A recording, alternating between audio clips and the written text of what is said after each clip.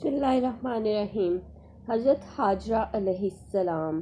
حضرت حاجرہ علیہ السلام حضرت ابراہیم علیہ السلام کی زوجہ اور حضرت اسماعیل علیہ السلام کی والدہ ہیں۔ آپ مصر میں پیدا ہوئیں اور بادشاہ مصر کی کنیز تھیں، جنہیں اس نے حضرت ابراہیم علیہ السلام کی پہلی زوجہ حضرت سارہ کو ہدیہ کر دیا تھا، اور حضرت سارہ علیہ السلام نے آپ کو حضرت ابراہیم علیہ السلام کو دے دیا۔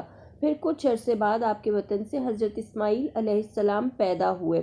بعض جگہ یہ بھی روایت میں آیا حاجرہ بادشاہ مصر کی بیٹی تھی، اور عین الشمس کے بعض افراد کی جانب سے بادشاہ مصر کے خلاف اٹھنے والی بغاوت میں آپ اسیر ہو کر مصر کے نئے بادشاہ کی کنیزی میں آ گئی تھیں۔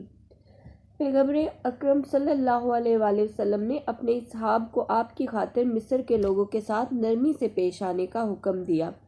جب اسماعیل علیہ السلام پیدا ہوئے تو اللہ کا حکم آیا کہ ان ماں بیٹے کو شام سے مکہ منتقل کر دو۔ حضرت ابراہیم علیہ السلام ان دونوں کو مکہ چھوڑ گئے، جو اس وقت خشک اور بیابان تھا اور وہاں کوئی آبادی نہیں تھی۔ قرآن میں حاجرہ علیہ السلام کا نام نہیں آیا، لیکن سورہ ابراہیم میں شام سے مکہ کی طرف آپ کی نقل مکانی کا ذکر کیا گیا ہے۔ امام صادق رحمۃ اللہ سے منقول ایک حدیث کے مطابق جب حضرت ابراہیم علیہ السلام حاجرہ اور اسماعیل کو مکہ چھوڑ گئے تو حضرت اسماعیل کو پیاس لگی، اور حاجرہ علیہ السلام نے پانی کی تلاش میں 7 دفعہ صفا اور مروہ کے گرد چکر لگایا، لیکن پانی میسر نہیں ہوا۔ حاجرہ علیہ السلام تھک ہار کر واپس اسماعیل علیہ السلام کے پاس آئیں تو دیکھا کہ وہ پیاس کی شدت سے زمین پر پاؤں رگڑ رہے ہیں، اور ان کے پاؤں کے نیچے سے پانی بہہ رہا ہے، جو بعد میں زمزم کے نام سے مشہور ہو گیا۔ یہ واقعہ حج کے اعمال میں صفا اور مروہ کے درمیان سعی کے واجب ہونے کا سبب بنا۔ اسماعیل علیہ السلام کی عمر 15 سال ہوئی تو آپ کی والدہ بی بی حاجرہ علیہ السلام کا انتقال ہو گیا، اور آپ کو حجر اسماعیل میں دفن کیا گیا۔ سیدہ بنت مزاز جرہمی حضرت اسماعیل علیہ السلام کی دوسری زوجہ محترمہ تھیں۔ ایک بار حضرت اسماعیل علیہ السلام کی غیر موجودگی میں حضرت ابراہیم تشریف لائے اور حال احوال پوچھا تو سیدہ علیہ السلام بنت مزاز جرہمی نے فراغی رزق اور خوشحالی کا تذکرہ کیا اور اللہ کی عطا کردہ نعمتوں کا شکر ادا کیا۔ حضرت ابراہیم علیہ السلام جاتے جاتے پیغام دے گئے کہ اسماعیل سے کہنا اپنے گھر کی چوکھٹ کو محفوظ رکھے۔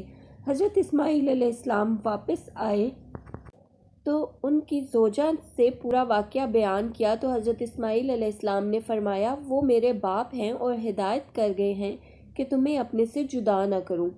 حضرت اسماعیل علیہ السلام اور سیدہ رحمۃ اللہ کے 12 بیٹے تھے، جو اپنے اپنے قبیلے کے سردار کہلائے۔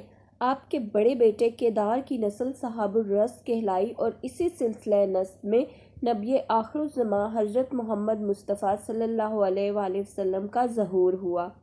آپ کی عمر اور وفات کے متعلق تاریخ میں کوئی مصدقہ معلومات نہیں ملی۔ الیہ بنت یعقوب حضرت ایوب علیہ السلام کی زوجہ محترمہ کا نام تھا۔ بعض روایات میں رحمت بنت افرائیم تھا، لیکن مستند الیہ بنت یعقوب ہی سمجھا جاتا ہے۔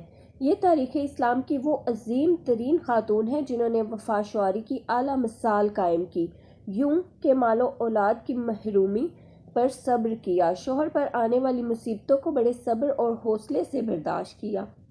مصیبت اور بیماری میں انہیں تنہا چھوڑنے کی بجائے 18 سال کا طویل عرصہ ہر دکھ درد میں اپنے شوہر کے ساتھ رہیں، جس کے صلے میں اللہ نے آپ کو اپنی نعمتوں اور خاص رحمت سے نوازا۔ آپ حضرت یوسف علیہ السلام کی پوتی تھیں اور حضرت یوسف علیہ السلام سے بہت زیادہ مشابہ تھیں۔